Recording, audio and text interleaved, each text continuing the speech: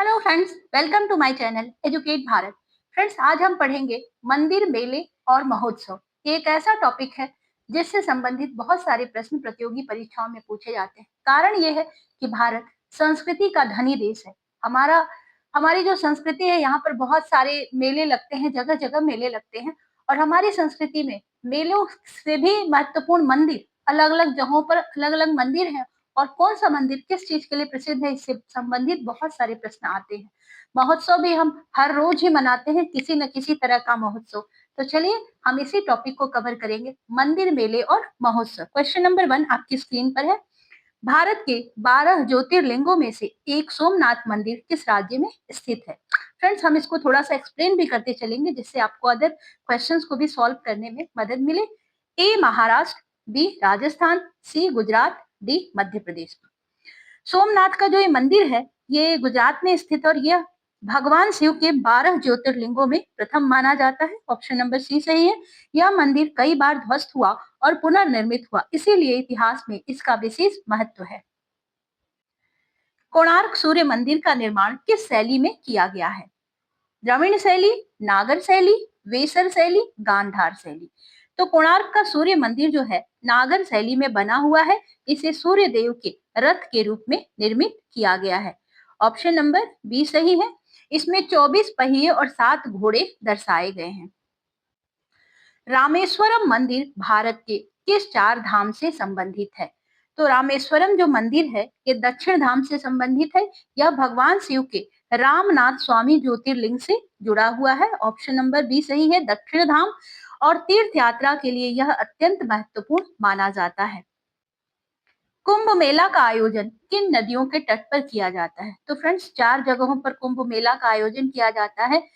प्रयागराज, गंगा यमुना का संगम, हरिद्वार, गंगा और उज्जैन में क्षिप्रा नदी, और नासिक में गोदावरी नदी के तट पर आयोजित होता है। ऑप्शन नंबर ए सही है, गंगा, यमुना, गोदावरी और क्षिप्रा। ये 4 नदियां हैं जिनके तटों पर कुंभ मेला का आयोजन होता है।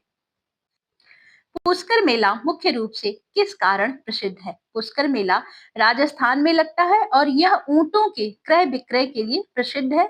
यह विश्व के सबसे बड़े पशु मेलों में से एक है। ऑप्शन नंबर सी सही है, ऊंटों का व्यापार। सूरज कुंड अंतरराष्ट्रीय मेला किस उद्देश्य से आयोजित किया जाता है? सूरज कुंड मेला हरियाणा में आयोजित होता है और इसका उद्देश्य है देश विदेश की हस्तशिल्प एवं लोक कला को बढ़ावा देना। जगन्नाथ रथ यात्रा किस राज्य का प्रमुख महोत्सव है? ए पश्चिम बंगाल, बी आंध्र प्रदेश, सी ओडिशा, डी बिहार। जगन्नाथ रथ यात्रा ओडिशा के पुरी में आयोजित होती है। इसमें भगवान जगन्नाथ, भगवान बलभद्र और सुभद्रा देवी की रथ यात्रा निकाली जाती है। ऑप्शन नंबर सी सही है। ओणम महोत्सव किस राज्य से संबंधित है? तो ये केरल का पर्व है दोस्तों, और यह राजा बलि से जुड़ा हुआ है। यह फसल उत्सव के रूप में मनाया जाता है। ऑप्शन नंबर सी सही है, केरल। हार्नबिल महोत्सव किस जनजातीय संस्कृति से जुड़ा हुआ है? तो ये एक महोत्सव है और नागालैंड में नागा जनजातियों की संस्कृति, नृत्य और परंपराओं को दर्शाता है। ऑप्शन नंबर बी सही है, नागा। मीनाक्षी मंदिर किस नगर में स्थित है? तो मीनाक्षी मंदिर जो है, ये तमिलनाडु के मदुरै शहर में स्थित है। ऑप्शन नंबर बी सही है। यह देवी पार्वती और मीनाक्षी को समर्पित, मतलब भगवान माता मीनाक्षी को समर्पित है। और गोपुरम शैली के लिए आपसे एक क्वेश्चन पूछता है, कौन सी शैली में ये मंदिर बना हुआ है? तो गोपुरम शैली के लिए प्रसिद्ध है ये मंदिर। अमरनाथ यात्रा किस देवता से संबंधित है?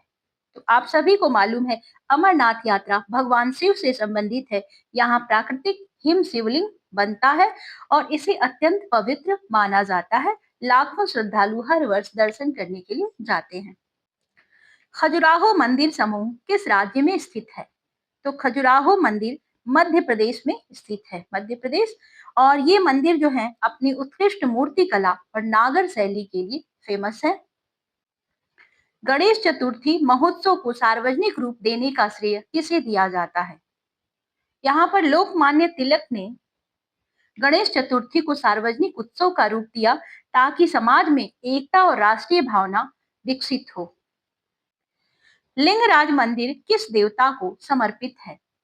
लिंगराज का जो मंदिर है ये भगवान शिव को समर्पित है। यह ओडिशा के भुवनेश्वर में स्थित है। ऑप्शन नंबर सी सही है। ध्यान रखिएगा कौन सी जगह पर, तो राज्य है ओडिशा और यहाँ पर भुवनेश्वर, उड़ीसा की राजधानी भुवनेश्वर में स्थित है। यह कलिंग स्थापत्य शैली का उत्कृष्ट उदाहरण है। कार्तिक पूर्णिमा मेला मुख्य रूप से किस नदी से जुड़ा है? तो कार्तिक पूर्णिमा पर गंगा नदी में स्नान का विशेष महत्व माना जाता है। इस अवसर पर वाराणसी जैसे धार्मिक स्थलों पर बड़े बड़े मेले लगते हैं। ऑप्शन नंबर सी सही है, गंगा। प्यारे दोस्तों, अब हमारे क्वेश्चंस का जो टॉपिक है वो है जनगणना। जनगणना से संबंधित भी, इस टॉपिक से भी संबंधित बहुत सारे क्वेश्चन पूछे जाते हैं, तो आज हम कुछ क्वेश्चन इस टॉपिक से भी कवर करेंगे। भारत की पहली जनगणना किस वर्ष हुई थी? तो भारत की पहली व्यवस्थित और पूर्ण जनगणना 1881 में हुई थी। कब हुई थी? 1881 में कराई गई थी। और 1872 में जनगणना हुई थी, लेकिन यह आंशिक और असंगठित मानी जाती है। ऑप्शन नंबर बी सही है, 1881। स्वतंत्र भारत की पहली पंचवर्षीय योजना किस वर्ष शुरू हुई?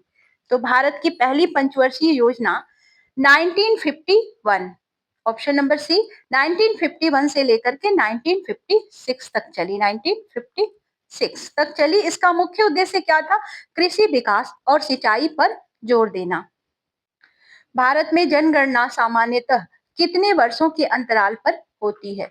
तो भारत में जनगणना प्रत्येक 10 वर्ष में एक बार कराई जाती है। यह संविधान के अंतर्गत एक महत्वपूर्ण प्रशासनिक कार्य है। ऑप्शन नंबर सी सही है, 10 वर्ष। पंचवर्षीय योजना आयोग की स्थापना किस वर्ष की गई थी? तो योजना आयोग की स्थापना 1950 में हुई थी। ऑप्शन नंबर बी सही है, 1950। और इसका उद्देश्य क्या था? तो देश के आर्थिक विकास के लिए योजनाएं बनाना। हरित क्रांति पर विशेष बल किस पंचवर्षीय योजना में दिया गया? तीसरी पंचवर्षीय योजना में कृषि उत्पादन बढ़ाने तथा हरित क्रांति को बढ़ावा देने पर विशेष बल दिया गया। भारत की जनगणना में निम्न में से कौन सा विषय शामिल नहीं होता? तो जनगणना में इनमें से जनसंख्या, साक्षरता, भाषा और धर्म से जुड़ी हुई जानकारी ली जाती है, लेकिन लोगों की आय का विवरण शामिल नहीं होता। ऑप्शन नंबर डी सही है। रोलिंग प्लान किस अवधि से संबंधित है? ये रोलिंग प्लान 1978 1978 से लेकर के 1980 तक लागू रहा।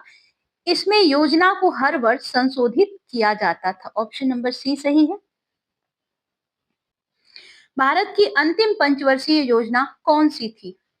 तो 12वीं पंचवर्षीय योजना 2012 से लेकर के 2017 तक चली और यही भारत की अंतिम पंचवर्षीय योजना थी, 12वीं। अब इसके बाद पंचवर्षीय योजनाओं को पूरी तरह समाप्त कर दिया गया। भारत में जनगणना कराने की संवैधानिक जिम्मेदारी किसकी होती है? तो भारत में जनगणना का कार्य गृह मंत्रालय के अंतर्गत आता है और रजिस्ट्रार जनरल और जनगणना आयुक्त के द्वारा किया जाता है। दूसरी पंचवर्षीय योजना का मुख्य फोकस किस पर था? तो द्वितीय पंचवर्षीय योजना में भारी उद्योगों और औद्योगिकरण पर विशेष बल दिया गया। इसे महालनोबिस मॉडल पर आधारित माना जाता है। ये एक अर्थशास्त्री थे महालनोबिस, उनका एक मॉडल था, उसी पर यह आधारित माना जाता है।